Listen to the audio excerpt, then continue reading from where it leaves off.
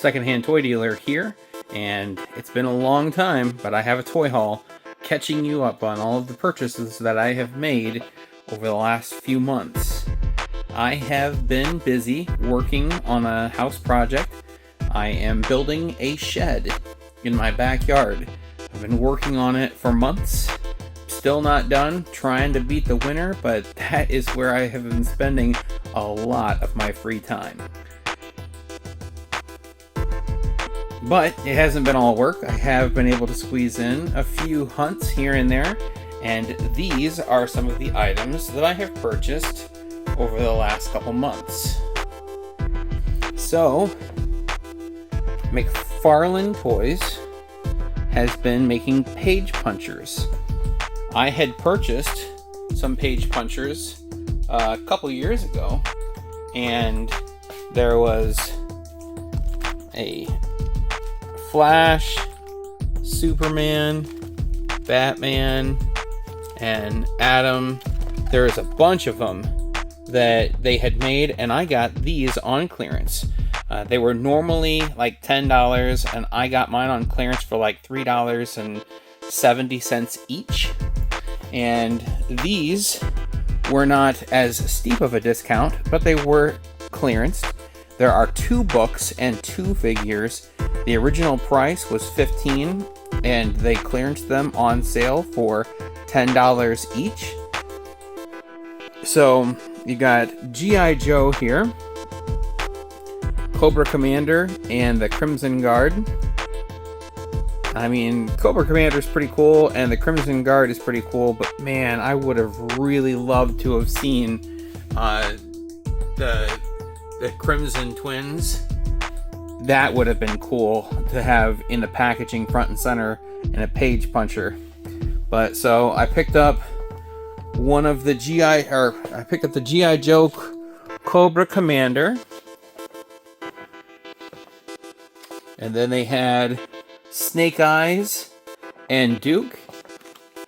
And I'm trying to remember, I did have a clearance tag that I stuck on the back of one of them. I bet it's this one here. And then there's Transformers, Optimus Prime, and Megatron.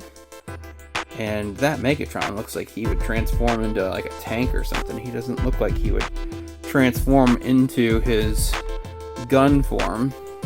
But those are really good looking 3-inch action figures. And then yeah, it was $14.97, and it was clearanced to $10, which isn't a spectacularly amazing discount, but it's still a clearance, and it's fun to show what I paid for them. And then of the 4, this is my favorite. We got Bumblebee and Wheeljack. I don't have a lot of Wheeljack representation in my collection, so that will be the one that I will put front and center.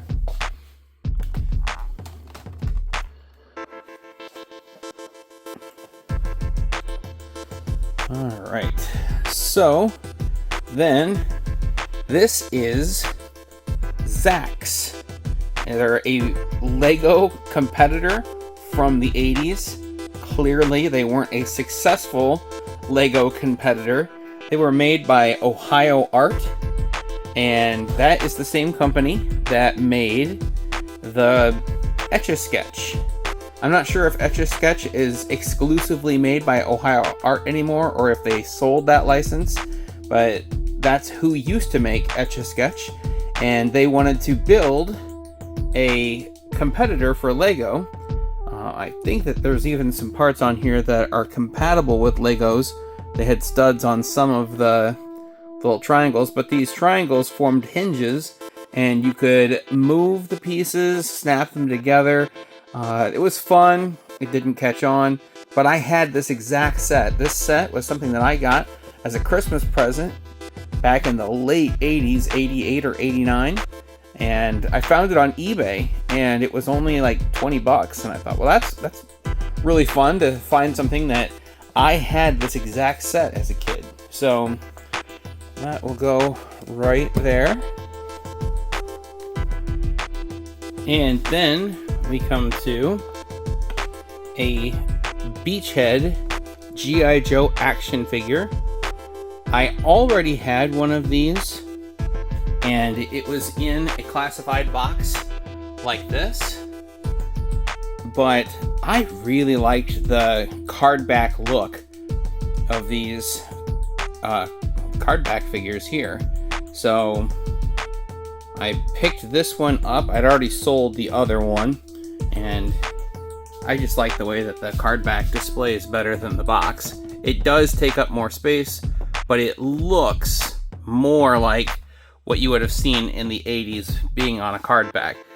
But if I could pick between this and something that's 3.5 inch or 3 3/4 inch scale, I would probably pick the 3 3/4 scale. I definitely like 3 3/4 scale figures more than I like 6-inch figures, but it just seems like that's what's popular these days, is 6-inch action figures. And then my cousin Diecast Raceway, who helped me with the toy show last month, he picked up a Star Destroyer for me, and I don't really have room for it right now. I was expecting I would put it in this works here, but I've got the AT-AT that I don't really want to get rid of. I've got an X-Wing, a TIE Interceptor, and the Millennium Falcon. So I'm not sure if I'm going to just take it out of the packaging, put it in the display case, or how I'm going to use it yet, but I don't know that it's going to make it on the pegboard right now. And then I was at a toy store and I found a USS Vengeance, and gosh, I never found one of these in the wild. As far as like at like a Walmart hanging on a peg for $1.19 or $1.09 or whatever it cost when it was released last, but I haven't seen any re-releases of the Vengeance. I paid $10 for it at a toy store, and then just a couple days ago I found a USS Enterprise, and this one actually I think has a red stripe down the side that looks different to me than what I am used to seeing. So I picked one of those up, and that was recently at the $1 price point. So that was nice. I always liked the Muppets. As a kid, an Animal was one of my favorite characters. They do make some larger Animal figures with drum sets, but those can cost upwards of $40 to $150 depending on the set. And this was only, I think it was $10 is what I paid for it at a toy store. It's just like it's vintage. It's not recent or a current manufacturer, but and it's actually not even a toy. I didn't realize it at the time when I picked it up, but it's an antenna topper. You would put this on the top of a car antenna. But like I said, I really like the Muppets, and I don't have an Animal in my collection here, so I picked him up, and he's going to go on top of the Deadpool taco truck. At that same toy store, I found a Pillsbury Doughboy, and I thought that's a really neat figure. I didn't realize it, but my wife said that she actually had one of these in the toy box at her parents' house. It's not as clean or as white as this one is, but it actually has a little give to it so you can reenact the commercial. I will probably put him in the display case, and I paid $15 for him, so that was a pretty alright price. Let's see here. So this is a Wobblin' Goblin bobblehead, and the head bobbles. I had a few of these when I was younger. I think I had one when I was 21, and then that one broke, and then I found another one at an AutoZone like 4 or 5 years later, bought that one. No idea where that one turned out. I have no idea where it's at, but I found one of these on eBay and I thought, you know what, that's fun. I remember having this when I was a younger pup, and this is actually something that was in a Jack Black movie, School of Rock, when they're going to audition for the Battle of the Bands. This thing was wobbling as he was jamming in his van. And so this new and packaged Wobble & Goblin will go on the pegboard underneath the outlet. Just like that. Alright, so I collect VHS tapes. And I found a Home Alone with the Pepsi promotion sticker on it. So this is a very early release of Home Alone. You can see I put a little plastic protector on it so that I can put a hanging tab on it so that I can hang it from a peg. It doesn't affect the condition of the sealed VHS. It's just a little plastic case that it slides into.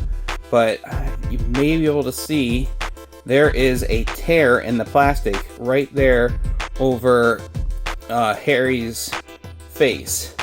And it's a small tear in the package, but if I were to send this out to be graded, it would grade poorer because of that.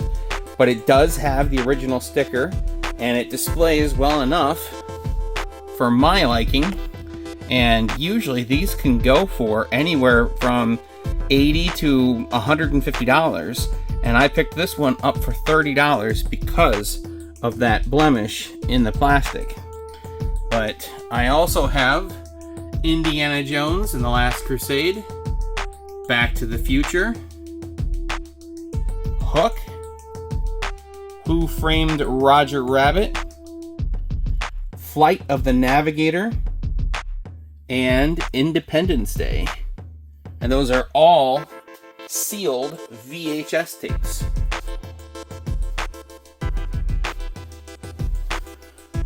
Moving on to a Walmart clearance deal, I found this Dark Trooper. I thought that these Dark Troopers were really cool looking. I don't have much use for windowless packaging, but it was originally $14.97 on clearance for $5. So I thought, well, I'll pick that up. Maybe I'll put him on display in the display case here, in the glass case, or maybe I'll just set it out for display somewhere. It does have a unique shape to it, so it could fill in a spot very nicely.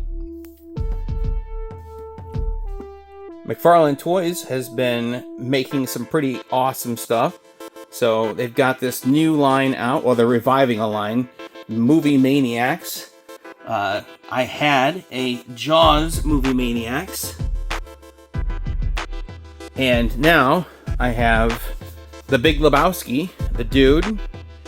I think that for a movie maniac, the dude maybe qualifies as a maniac, but I would have thought that it would have been a lot more fun to see them make a Walter figure with his 1911 pistol and the dog jumping up at his leg and him screaming about Market Zero, Market Zero. That would have been a much better collectible from that movie for a Movie Maniacs line. But I do like the Big Lebowski too. It's a very good looking statue, and there's only 6,900 pieces made. And I picked that up at Best Buy for $25. I also have Alan Garner from The Hangover. But that's a really fun line, and I hope that they continue to make more and more of those. So, the last season of The Mandalorian, you've got IG-11 that the little fellas there customized so that Grogu could drive. Not sure if there's, yeah, so you can see on the back, Grogu fits in the chest and he's got the little joysticks and he can control IG-11, who they now name IG-12 in this configuration. So you got a Grogu action figure, and he's very similar to the Grogu that I've already got. A little different, maybe not as much detail, but very similar in size. I like the little additions of those little droid modifier guys. And then the IG-12 is a fun action figure. When I saw this on the TV show, I thought, I really hope that they make a toy for that, and there it is. So that's kind of fun when you can watch something on TV and think, oh, I hope they make a collectible for that, and then it actually happens.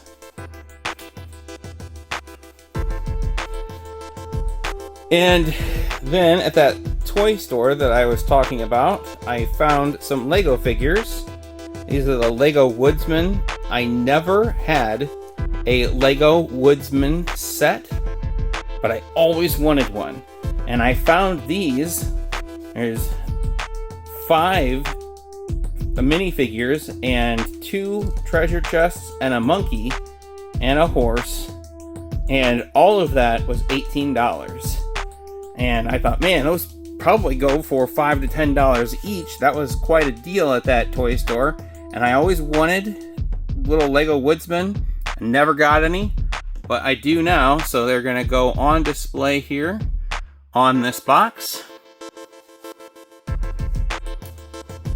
And then finally, we're looking at some blind box purchases.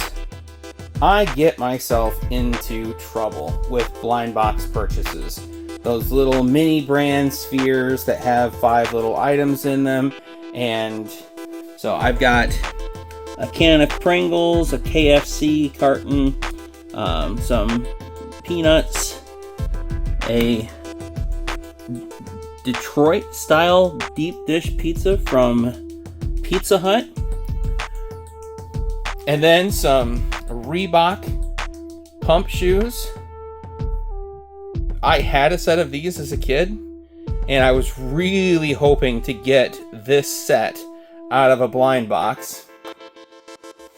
The first ones I got were these Airwalks, and I didn't have Airwalks that looked exactly like that, but I did have Airwalks that were in that style, just a different color. And then my second pull from that series was these Reebok pumps, and I was really excited to have found that. I mean, it even comes with a little shoebox with your protective paper. So I've got those on display in the display case. And then in the mini brands foods, I got a Frozen Moment, a stuffed crust pizza from Pizza Hut. And that's like one of those ultra rare chases that you can get out of that series. And these are frustrating purchases because they are like $7 or $8 for a sphere. You get 5 items in it. And although I would say that that's a fun item for like $1.25, $1.50, when you get a bunch of stuff that you don't want, then that starts to get frustrating. And I thought, I can probably put these in little plastic bags and sell them at a toy show. I didn't sell a single one that I had left over, or ones I didn't want, or doubles that I had. I was able to put some of them in these little gumball capsules. So I've got an R2-D2, I think that's Ren or Stimpy, or one of the two from that Ren and Stimpy TV show. There's a glowworm, STP oil. There's an old 80s video game, another old 80s video game. There's let's see here, there's a Buzz Lightyear. There's a He-Man action figure. There's a bucket, a sand bucket, and a little floppy disk from a computer. So, and then a Kodak box. So there's some neat stuff that you can find in these blind boxes, but golly, you spend a lot of money and then you get a bunch of stuff that you don't want. So I have to really watch myself that I don't purchase too many of those, because you can end up sinking a bunch of money into a bunch of little stuff that some of it you don't even want. But then the latest blind boxes that I had purchased are these blocky Galaxy version Series 1 Transformers 40th edition. And so you've got Jazz. And these are pretty cool. There's lots of joints, highly posable, lots of articulation, great detail. I've got Ironhide, Thundercracker,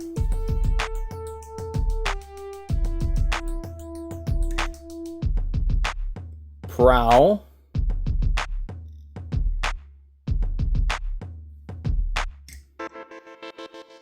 got Megatron, and then I actually got the Chase version of Optimus Prime. There's like a 1 in 36 chance that you get the Chase Optimus, and he is got a very glossy sheen to him, and that looks so cool. I was really excited to have pulled that out of that blind box. But those are only $4.97 each, and if you look them over real close, you can see that their waistline, those parts are the same, their calves, their biceps, and their forearms. A lot of these pieces are duplicated pieces, just in different colors, and then the chest piece is actually what helps define which character you have, and then the helmets, of course. But like, he's got his little smokestacks on the side of his shoulders, and there's nothing on this shoulder, but then you've got the pegs for the blasters on his shoulder, and then you've got the little trigger parts from his gun mode on his shoulder. So there's little parts that define which one you have, but a lot of those parts are interchangeable and duplicated, just in different colors. This is a very fun series.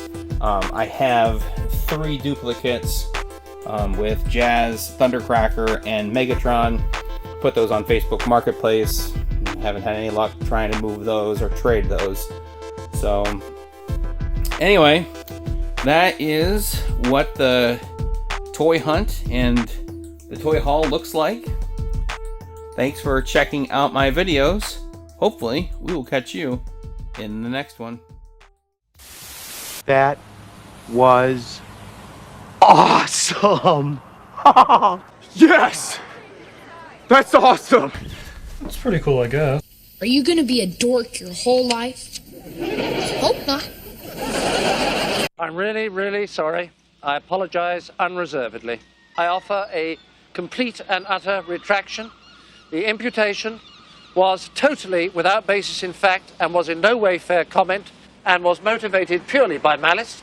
And I deeply regret any distress that my comments may have caused you or your family.